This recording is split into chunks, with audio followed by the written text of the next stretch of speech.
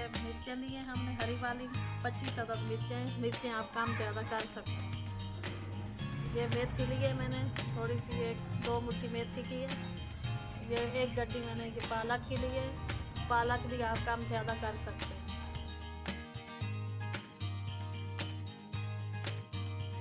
ये देखें पालक और साग को हमने अच्छी तरह से धो लिया।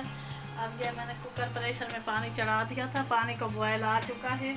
लेकिन मेरे पास अभी ये जो हंडिया है, हांडी में अगर आप पकाएंगे तो हांडी में साग आपका बहुत ही अच्छा बनता है, बहुत मज़े का बनता है। लेकिन ये जो मेरे पास हंडिया है ये थोड़ी छोटी है, तो इसके अंदर ये साग मेरा नहीं बनेगा, इसलिए मैं कुकर प्रेशर इस्तेमाल कर रही हूँ। अगर आपके पास बड़ी हांडी है तो बहुत अच्छी बात है, आप हांडी में ही बनाएं इसे, उससे इसका जायका जो है वो भी बहुत ज़्यादा अच्छा हो जाता है। तो मैंने साग को धो लिया, पानी में बॉयल आ चुका है, तो पानी के अंदर मैं अभी ये डाल दूँगी 1 टीस्पून ये नमक।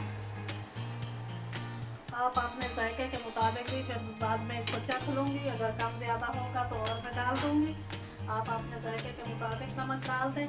पानी को बॉयल आ चुका है, अभी इसके अंदर मैं ये शामिल कर दूँगी ये साग और पालक है। मेथी मैंने अभी इसके अंदर नहीं डाली, मेथी मेरे पास अलग कटी हुई है, मैंने धो के रखी हुई है, जब मैं डालूँगी तो फिर आप लोगों को बताऊँगी।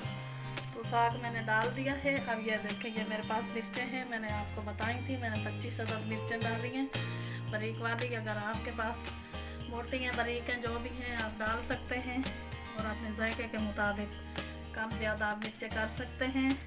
ये मैं हरी मिर्चें इसके अंदर डाल दूँगी। बिस्मिल्लाहिर्रहमानिर्रहीम। ये मैंने डाल दी हैं इसके अंदर हरी मिर्चें।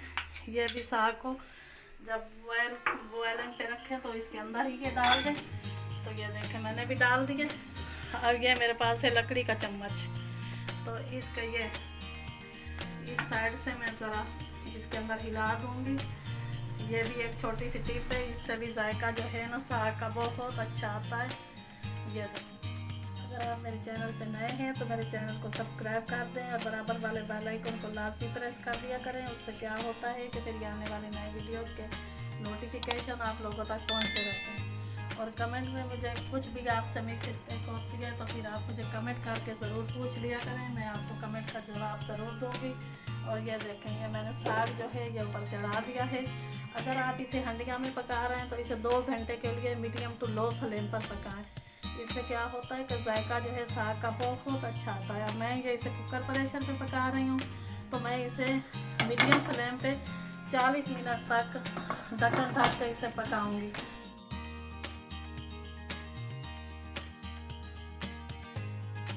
ढक्कन मैंने इसका हटा लिया। जब इसके 30 मिनट हो चुके थे तो मैंने एक बार ढक्कन हटा के फिर इसके अंदर मेथी डाल दी थी, जो थोड़ी सी मैंने काटी थी ना मेथी।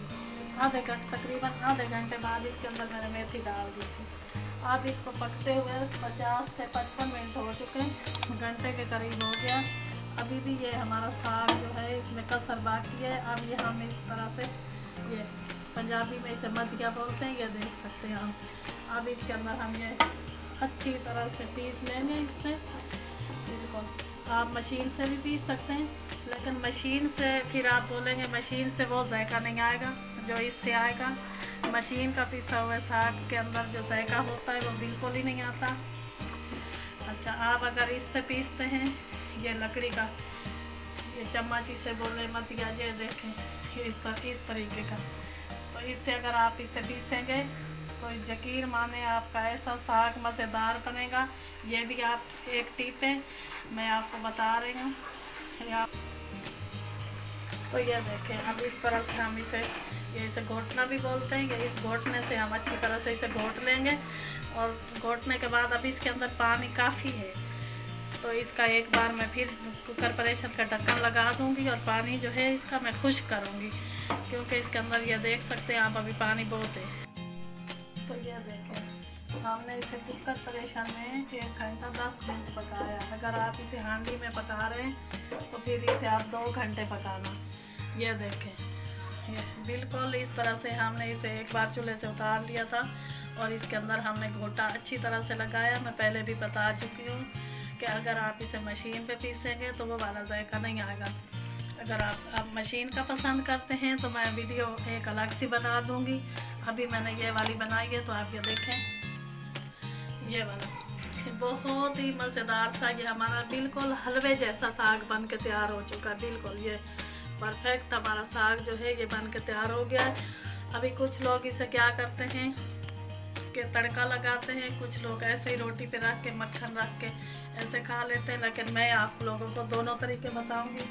अभी मैं इसको उतार लेती हूँ। आप पूरे को आप तड़का नहीं लगा दें। देखें, एक अदद मैंने पैन ले लिया है। हम सारे को हमने तड़का नहीं लगा लेना, बस थोड़े से हमने साग लेना है और उसको तड़का लगाएंगे हम। बिस्मिल्लाहिर्रहमानिर्रहीम।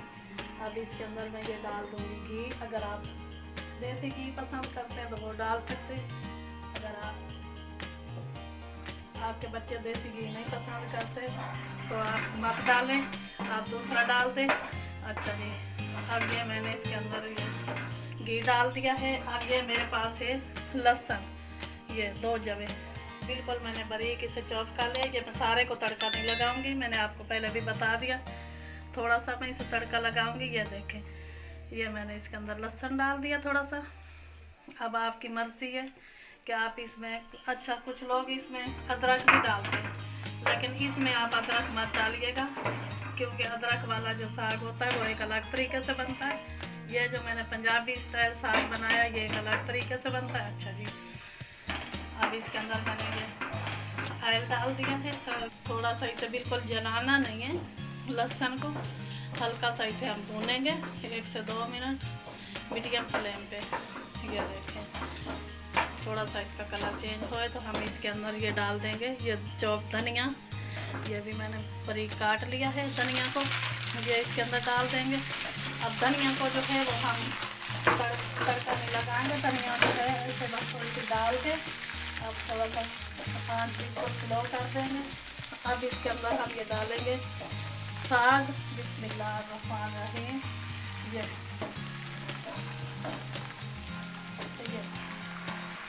बाकी कितने से कोई मैं तड़का लगाऊंगी, बाकी का रख दें, आप फ्रिज में रख दें, 2-3 दिन में से लेकर इसे खाएँ।